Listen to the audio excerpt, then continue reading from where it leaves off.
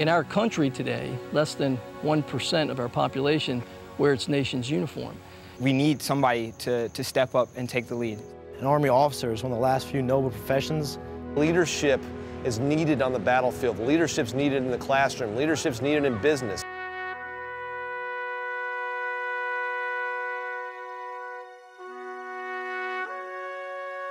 I don't have a very big military background. I thought it'd be a big jump just going straight to a military school. So half of my college list was military academies. The other half was civilian colleges that had an ROTC program. Eventually I kind of figured out that I wanted to go the civilian route. I wanted to have both the experience of being in the military, but also the civilian college lifestyle. You know, I first heard about it through a counselor in high school. He told me about it. I looked into it. Hey, you got a 4-year scholarship. The Army ROTC offers several means of attaining a commission in the United States Army. The way I like to think of it is there's an option for everybody. The officers produced by Army ROTC, the largest commissioning source. The Military Junior College is a unique institution in that we front load all the military training in 2 summers and actually commission them at generally 20 years old. Because it's a junior college, you spend the first 2 years here. You finish a 4-year degree at a regular 4-year college, and I felt it'd be a good transition between high school and then going on to the Army. The regimented lifestyle here, waking up at 05 in the morning, physical training every day, was very appealing to me. One of the important things about ROTC on a civilian campus like JMU, it has both the excellent academics that you need to really get something out of a college education, but it's also kind of a more laid back and relaxed place. Virginia Tech is one of 6 schools known as a senior military college. Although they're members of the Corps of Cadets and they wear a uniform every single day, they have the opportunity to interface with the other 25,000 civilian students. They also want to have a college experience. I'm guaranteed an active duty slot if I want it, rather than having to compete like regular ROTC programs do. There's also that civilian network here. There's somewhere to go on the weekends and wind down, unlike the academies. Essentially, graduating from West Point and graduating from here, you're going to be the same level. You're both going to be second lieutenants. ROTC cadets educated at a place like Johns Hopkins, a private university, offer an important complement to those trained at the military academies. They're Tuskegee Tigers. They'll always be Tuskegee Tigers. They understand it's an HBCU institution. It's not a secret, but it's also like extended family. But they don't have to major in ROTC. They focus on some other things, participate in other activities, whether it be fraternities or sports, because those are things that are going to carry through for the rest of their lives. And that does nothing but help you grow up. I mean, if you have someone telling you what to do and when to do it all the time, then you don't have that kind of freedom of choice and freedom of decision-making that you do if you go to ROTC. It definitely takes a motivated, disciplined person to do well in ROTC, and I think in life in general.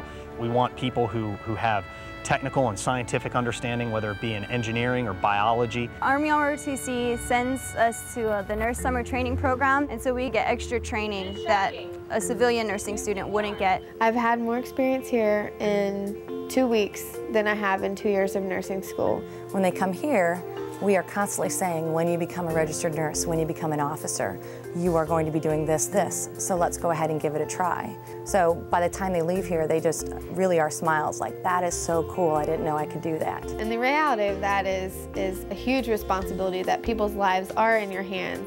And even though it's a training environment, it eventually will become a reality. It's my desire to become a pediatrician and to take care of children. I respect the Army's organization, but I also know that I have to work hard to get to where I want to be. To work with soldiers that fight hard to keep you safe and to be able to give back to them and send them home at the end of the day is probably one of the greatest feelings in the world. We have people who do sociology, history, a whole variety of majors because the Army is representative of America. Hopefully I'm going to get into the military intelligence field. If I wanted to be a vet or I wanted to be a doctor, the Army would definitely pay for the schooling, which is really nice. After graduating from Hopkins, I plan to go to law school. Taking on a challenge like Ranger Challenge is just the first step I can take to push myself to my limit and find out if I've got what it takes. The same characteristics that make a good football teammate, a good football player, the same qualities that make a good Army officer. Being a Division I athlete, I can partake in athletics and do Army ROTC all at the same time. Where they get challenged a little bit at a time. So when they get commissioned, become a second lieutenant in the Army, whether they go off to lead soldiers in the U.S. Army Reserve, the Army National Guard, or on active duty, they're able to take that next difficult challenge. The beam is 35 feet, and at first that doesn't sound like very much, and you get up there and you look down, and it definitely seems a long way down. They told me, you know, trust your equipment, trust us. Wasn't a big deal after the first time. When they came here, they couldn't imagine themselves doing that. So the courage and self-confidence grows with that kind of challenge. There's just a sense of pride saying like, wow, I just did that. Being pushed and being pulled, sometimes you have to go through it. You have to experience it, and once you overcome it, you look back and you're like, I can do this again. We put them in leadership positions.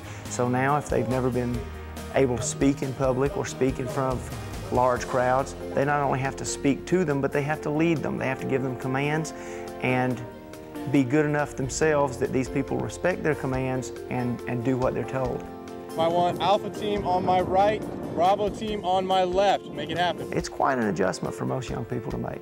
An Army leader is really responsible for the families associated with the soldiers that they lead. The cadets who come in their very first year begin to understand that this isn't a time where they're leaving their family, it's something that they're involving their family in. I think the most important part of every ROTC program is the cadre. They're men and women who have been around the world, experienced very different things.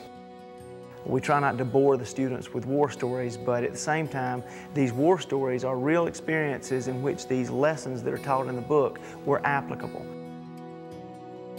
Leadership is an art, as most of us know, but it cannot occur just in the classroom. One has to pass through the fire of experience. First, you have to learn some of the basics, in which we have classroom time and they teach us how to take control of a platoon, a squad. We had 2 Black Hawk helicopters that came in and picked up my cadets and took them around the battlefield that we created.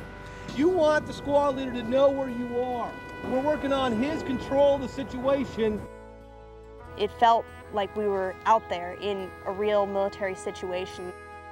I don't have live bullets flying, but I got simulated rockets and explosions, stressful conditions of leadership. We can give that to them right here in San Diego. You have a better recommendation if they're telling you over the radio. You need to make that call. Roger that, sir. Anytime you're trying to maintain control of a situation where you've got that much going on, it's hard to maintain control of your element. So that's really where you have to maintain your calm and your poise.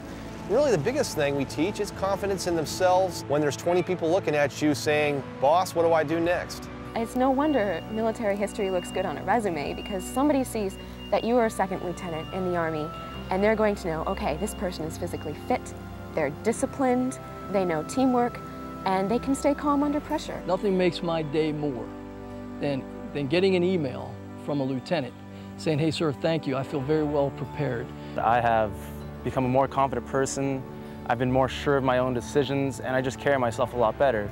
We set up our lieutenants to succeed, not falsely. It's not like getting an award you didn't deserve. We're going to put you in this position, and then we're going to watch you shine. So I'm excited, ready to go out and do what the Army has taught me to do. Now it's really starting to sink in that I'm going to be an officer, I'm going to be a soldier, I'm going to be the future. And the Army goes rolling along. Then it's hi, hi, hey, the Army's on its way. It's a beginning, and I think as a college student, you don't want to take on the world. You don't want to take on too much. They make an informed decision to come here, serve their country, knowing that they're going to commission in 4 years and be placed in harm's way.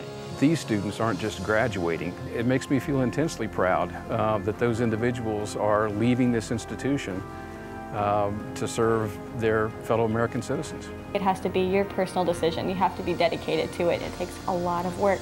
You've got to be respectable in front of your peers if you want them to respect you. I've come a long way, a very, very long way. 4 or 5 years ago, had you asked me, was I going to be an Army aviator, I would have told you no, not at all. It was the best decision of my life. Really hope to affect people's lives when I'm in the Army. I would describe them as some of the finest young men and women that I've ever had the privilege to serve with. To do it, you got to have a heart. And that's what I'm looking for, people with heart. And pinning the bars on somebody is saying, I'm giving you responsibility and authority that most people never get in a lifetime. As a 21-year-old, fresh out of college, being in charge of 40 to 50 people and saying, they're yours now. Their livelihood is in your hands, and that's an awesome responsibility.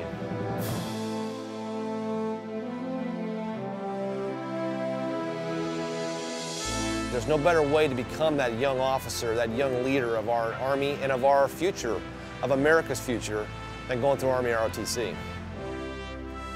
If you want to be a leader in life, there's no stronger way to start than Army ROTC. To find out more about the schools that offer ROTC or the program itself, log on to armyrotc.com. Start strong with Army ROTC. There's strong, and then there's Army Strong.